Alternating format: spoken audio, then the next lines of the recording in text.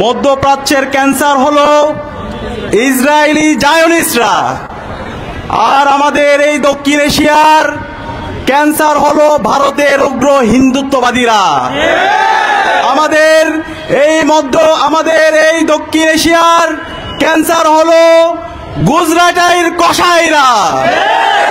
আপনারা জানেন 1947 সালে আমাদের এই উপমহাদেশ ভারত ভাগ হয়েছিল। যখন ভারত ভাগ হয়েছিল, ভারতের যে মুসলমানরা ছিল সেই মুসলমানদেরকে ভারতের উগ্র হিন্দুত্ববাদীরা নির্মমভাবে তাদেরকে শহীদ করেছিল, তাদের ঘর বাড়ি থেকে তাদেরকে উৎখাত করেছিল। আমাদের অসংখ্য মুসলমান ভাই বোনরা তারা নির্বাসিত হয়েছিল এবং পরবর্তীতে অনেকগুলো সাম্প্রদায়িক দাঙ্গা লাগানো হয়েছে। আপনারা জানেন 1984 সালে শিখরা দাঙ্গা লাগিয়েছিল এবং সেই দাঙ্গার মাধ্যমে আমাদের মুসলমান ভাই বোনদেরকে ভারতের মধ্যে তারা কচুকাটা করেছিল। 2002 সালে এই গুজরাটের কসাইরা উগ্র হিন্দুত্ববাদীরা আমাদের মুসলমান ভাই বোনদেরকে নির্মমভাবে তারা হত্যা করেছিল, শহীদ করেছিল। এভাবে অসংখ্য ঘটনা আমরা দেখতে পেয়েছি। আমাদের ভারতে যারা আমাদের মুসলিম বোনেরা আছে তারা হিজাব পড়তে পারে না। হিজাব পরে তাদের স্কুলে যাওয়ার কারণে, কলেজে যাওয়ার কারণে তাদেরকে বিভিন্নভাবে হেনস্থা করা হয়। আমরা দেখতে পেয়েছি আমাদের মুসলমানরা ভারতের মধ্যে গরু জবাই করার কারণে, গরু খাওয়ার কারণে তারা মব লঞ্চিং এর শিকার হয়েছে। তাদেরকে প্রকাশ্যে দিনের বেলায় তাদেরকে গণপিটুনি দিয়ে হত্যা করা হয়েছে। এবং ভারতের যারা সুশীল সমাজের যারা প্রতিনিধি আছে, যারা বুদ্ধিজীবীরা আছে, তারা এই ধরনের হত্যাকাণ্ডগুলোকে বৈধতা দিয়েছে, যেটা পৃথিবীর ইতিহাসে সবচেয়ে ন্যাক্কারজনক ঘটনা। আপনারা দেখতে পেয়েছেন তারই ধারাবাহিকতায় আমাদের কাশ্মীরের আজাদির জন্য আমাদের মুসলমান ভাইরা দীর্ঘদিন ধরে লড়াই করছে, সেই কাশ্মীর আমাদের মুসলিম সম্প্রদায়কে তারা কেন্দ্র থেকে শাসিত এবং শোষিত করেছে। এবং আমরা সর্বশেষ দেখতে পেয়েছি 2025 সালের 3 এপ্রিল আমাদের মুসলমানদের পূর্বপুরুষদের যে ওয়াকফকৃত সম্পত্তি আছে, আমাদের যে মসজিদগুলো আছে, আমাদের যে এতিমখানাগুলো আছে, আমাদের যে হেরিটেজগুলো আছে, ভারতের মধ্যে প্রায় 8000-এর উপরে আমাদের ওয়াকফকৃত আমাদের পূর্বপুরুষদের সম্পত্তি আছে। আমরা যদি সেটা জায়গা হিসাব করি প্রায় 10 লক্ষ একর, সেগুলোকে তারা আজকে অবৈধভাবে তারা এখানে হিন্দুত্ববাদীদের এজেন্টদেরকে তারা নিয়োজিত করেছে এবং মুসলমানদের ওয়াকফকৃত সম্পত্তিগুলোকে তারা জোরপূর্বক দখল করতে চাচ্ছে। মুসলমানদের কালচারকে, মুসলমানদের হেরিটেজগুলোকে তারা ধ্বংস করার জন্য ষড়যন্ত্র চক্রান্ত করছে। আমরা মোদিকে সতর্ক করতে চাই, আমরা ভারতীয় হিন্দুত্ববাদীদেরকে সতর্ক করতে চাই, তোমরা সাবধান হয়ে যাও। মুসলমানরা বীরের জাতি, সারা বিশ্বের মুসলমানরা আমরা ঐক্যবদ্ধ। আমাদের পূর্বপুরুষদের সম্পত্তি নিয়ে তোমরা যদি অন্যায়ভাবে দখলদারিত্ব করতে চাও, তোমাদের পরিণতি বাংলাদেশে তোমাদের দূষণ খুনে হাসিনার যে পরিণতি হয়েছিল তার চাইতে তোমাদের খারাপ পরিণতি হবে। আমি অনুরোধ করব সারা বিশ্বের মুসলমানদেরকে, আপনারা ভারতের আধিপত্যবাদের বিরুদ্ধে, হিন্দুত্ববাদীদের আধিপত্যবাদের বিরুদ্ধে, গুজরাটের কসাইদের আধিপত্যবাদের বিরুদ্ধে আপনারা ঐক্যবদ্ধভাবে আপনারা কথা বলুন। আমরা যদি ঐক্যবদ্ধভাবে কথা বলতে পারি তাহলে আমরা এই উগ্র হিন্দুত্ববাদীদেরকে আমরা এই ভারত থেকে, আমাদের ভারতকে আমরা মুক্ত করতে পারবো এবং আমাদের কাশ্মীরের আমাদের ভাই বোনরা আজাদি পাবে, আমাদের ফিলিস্তিনের ভাই বোনরা আমাদের আজাদি পাবে ইনশাআল্লাহ।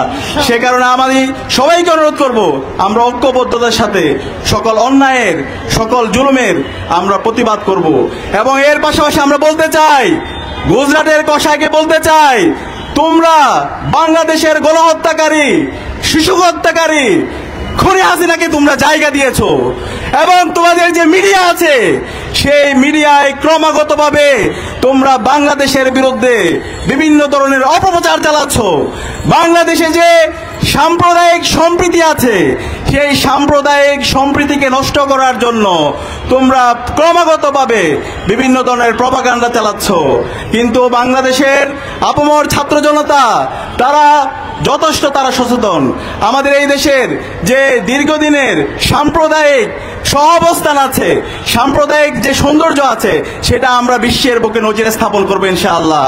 আমি বাংলাদেশের সকল ধর্মাবলম্বী হিন্দু, বৌদ্ধ, চাকমা, মারমা, ত্রিপুরা, রাখাইন, মুসলমান সহ আমরা যারা আছি, আমরা ঐক্যবদ্ধভাবে এই ভারতের আধিপত্যবাদের বিরুদ্ধে, গুজরাটের কসাইয়ের বিরুদ্ধে, হিন্দুত্ববাদীদের বিরুদ্ধে কথা বলার জন্য আহ্বান জানাচ্ছি। এবং যে বিতর্কিত ওয়াকফ চুক্তি করা হয়েছে সেটাকে বাতিল করার জন্য আহ্বান জানিয়ে আমি আমার কথা এখানে শেষ করছি। ইনকিলাব জিন্দাবাদ, বাংলাদেশ ইসলামী ছাত্র শিবির জিন্দাবাদ, ফিলিস্তিন জিন্দাবাদ, কাশ্মীর জিন্দাবাদ, আজাদি জিন্দাবাদ।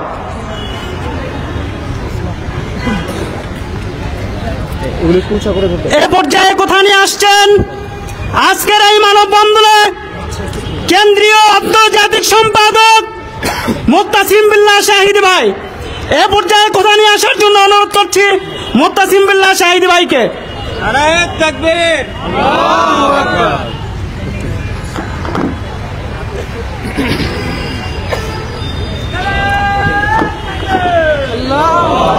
আসসালামু আলাইকুম ওয়া রাহমাতুল্লাহ। বিসমিল্লাহির রহমানির রহিম। আলহামদুলিল্লাহি রাব্বিল আলামিন ওয়াসসালাতু ওয়াসসালামু আলা রাসূলিহিল কারীম ওয়া আলা আলিহি ওয়া আসহাবিহি আজমাইন। বাংলাদেশ ইসলামী ছাত্র শিবির ঢাকা মহানগরের উদ্যোগে আয়োজিত ভারতে মুসলিম স্বার্থ বিরোধী ওয়াকফ বিল পাশের প্রতিবাদে আজকের এই মানববন্ধনের সম্মানিত দায়িত্বশীল বৃন্দ, বিক্ষুব্ধ ছাত্র জনতা, সম্মানিত সাংবাদিক বৃন্দ, আমরা ইসলামের ইতিহাসের শুরু থেকেই দেখেছি মুসলিমদের মধ্যে ওয়াকফের প্রচলন শুরু হয়েছে। সেই সাহাবে কেরামের সময় থেকে নিয়ে মুসলিমরা যুগে যুগে পৃথিবীর দিকে দিকে নিজেদের সম্পত্তিগুলো আল্লাহর পথে দিয়ে দিয়েছেন। যারা নিজেদের সম্পত্তিগুলো আল্লাহর রাস্তায় দিয়েছেন, সেই সম্পত্তিগুলো কিভাবে কাজে লাগবে এই ব্যাপারেও নির্দেশনা দেওয়ার এখতিয়ার মূলত তাদেরই। এটার আলোকেই হাজার বছর ধরে ওয়াকফ সম্পত্তিগুলোর ব্যবস্থাপনা চলে আসছিল। ভারতেও হাজার বছর ধরে মুসলমানদের ওয়াকফকৃত সম্পত্তিগুলো ওয়াকফের যে ঐতিহ্য, ওয়াকফের যে ধর্মীয় সিস্টেম, সেটার আলোকেই মেইনটেইন হয়েছে।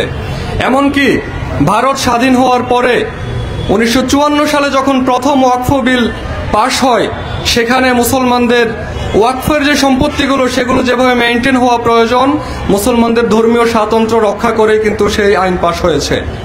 এরপর 1995 সালে যখন ওয়াকফ বিল সংশোধন হয়, সেখানে ওয়াকফ বোর্ডকে সর্বোচ্চ ক্ষমতা দেওয়া হয় ওয়াকফের সম্পত্তির ব্যাপারে। এরপরে 2013 সালে কংগ্রেস নেতৃত্বাধীন সরকার আবার ওয়াকফ আইন সংশোধন করে।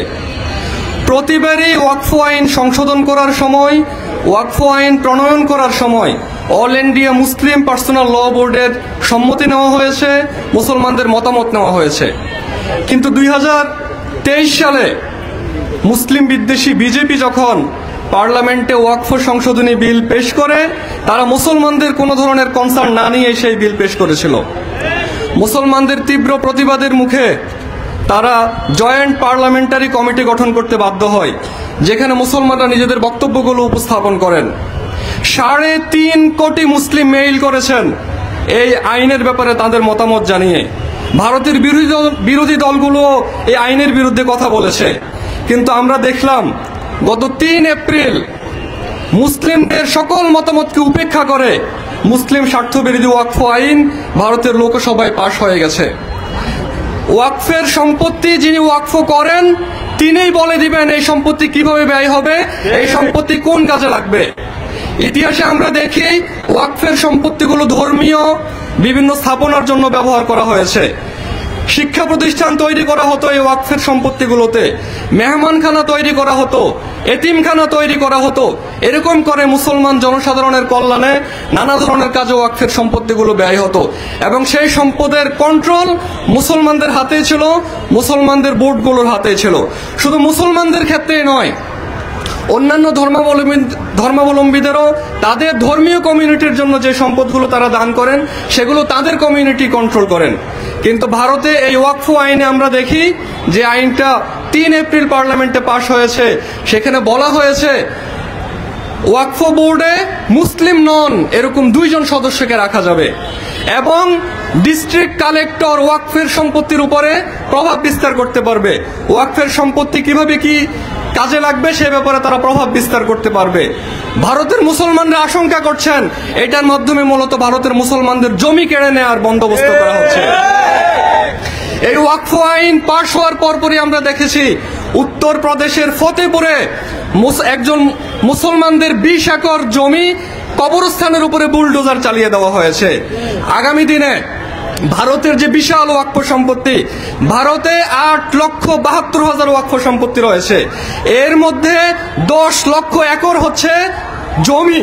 এই জমিগুলো আগামী দিনে মুসলমানদের হাতছাড়া হওয়ার উপক্রম সেখানে তৈরি হয়েছে। সেখানকার মুসলমানরা ভীত সন্ত্রস্ত। আজকে অনেক দিন ধরে সেখানে মুসলিম বিদ্বেষী নানা ধরনের কর্মকাণ্ড চলছে। আজকে ভারতের মুসলমানরা নিরাপত্তাহীন অবস্থায় দিনাতিপাত করছেন। আমরা ভারতের মুসলমানদের এই অবস্থা নিয়ে খুবই উদ্বিগ্ন। আমরা জোরালোভাবে ভারতের সরকারকে আহ্বান জানাতে চাই, আপনারা এই বিতর্কিত মুসলিম বিদ্বেষী ওয়াকফ সংশোধনী বিলটি প্রত্যাহার করুন। মুসলিমদেরকে নিয়ে আপনারা যদি কোনো ধরনের আইন প্রণয়ন করতে চান তাহলে সেটা মুসলমানদের কনসার্ন নিয়ে করতে হবে। আমরা দেখলাম যারা এই আইনের পক্ষে, বিজেপি বলছে যে ওয়াকফের সম্পত্তিগুলো থেকে পর্যাপ্ত রাজস্ব আয় হচ্ছে না, যদি সরকারি ব্যবস্থাপনায় যায় এখান থেকে রাজস্ব আয় বাড়বে। আমাদের প্রশ্ন হচ্ছে ভারতে তো অন্যান্য ধর্মাবলম্বীদেরও তাদের দানকৃত সম্পত্তি রয়েছে, সেগুলোর মধ্যে কি সরকারের এভাবে কন্ট্রোল আছে? ভারতের যে সরকারি জমিগুলো সবগুলো সরকারি জমি থেকে কি যথাযথভাবে রাজস্ব আসছে? অন্যান্য ধর্মাবলম্বীদের ধর্মীয় স্থাপনাগুলোর উপরে সরকার কর্তৃত্ব প্রতিষ্ঠা করুক, আমাদের পয়েন্ট এটা নয়। আমাদের পয়েন্ট হচ্ছে প্রতিটা ধর্মের অনুসারী যারা, তাদের নিজস্ব সম্পত্তিগুলো, নিজস্ব ধর্মীয় স্বাতন্ত্র্যগুলো রক্ষা করার সুযোগ তাদেরকে দিতে হবে। ভারতের সরকার বলছে ভারতের মুসলমানদের ওয়াকফের সম্পত্তির দ্বারা গুটি কয়েক মুসলিম কেবলমাত্র উপকৃত হচ্ছে, সাধারণ মানুষের উপকারে এই ওয়াকফের সম্পত্তি লাগছে না। এটা তো মুসলমানদের কনসার্ন। 3.5 কোটি মুসলমান মেইল করেছেন যেখানে এই ওয়াকফ সংশোধনী বিলের প্রতিবাদ করে, এই বিলের নানা অংশ নিয়ে আপত্তি জানিয়ে। সেখানে আপনারা কোথাকার কোন ক্রোকোডাইল টিয়ার্স ঢালতে এসেছেন? মুসলমানদের কল্যাণ মুসলমানদের চেয়ে আপনারা ভালো বোঝেন। আমরা জোর দিয়ে বলতে চাই, ভারতের মুসলমানদের ব্যাপারে যদি আপনারা কোনো সিদ্ধান্ত নিতে চান অবশ্যই ভারতের মুসলমানদের কনসার্ন নিয়েই সেই সিদ্ধান্তগুলো নিতে হবে। ভারতের মুসলমানদের অল ইন্ডিয়ান মুসলিম পার্সোনাল ল বোর্ড আছে, সেই ল বোর্ডের কনসার্ন আপনাদেরকে নিতে হবে, ভারতের মুসলমানদের কনসার্ন আপনাদেরকে নিতে হবে। আমরা বিশ্ব মুসলিমকে আহ্বান জানাতে চাই, বিশ্ব মানবতাকে আহ্বান জানাতে চাই, আজকে ভারতের মুসলিমরা যেরকম দুর্দশাগ্রস্ত অবস্থায় পড়েছে, আপনারা এর প্রতিবাদে নিজেদের কণ্ঠগুলোকে উচ্চকিত করুন। ভারতের মুসলমানদের এই দুরবস্থায় আপনারা এগিয়ে আসুন। আমরা জোর দিয়ে বলতে চাই, ভারতের মুসলমানদের এই দুরবস্থার অবসান হতেই হবে। ছাত্র শিবির বাংলাদেশে থেকে ভারতীয় মুসলমানদের সাথে সংহতি জানিয়ে আগামী দিনেও আজকে দিনের মতো কর্মসূচি পালন করবে ইনশাআল্লাহ। আমি সবাইকে ধন্যবাদ জানিয়ে আমি আমার কথা এখানেই শেষ করছি। আসসালামু আলাইকুম ওয়া রাহমাতুল্লাহ।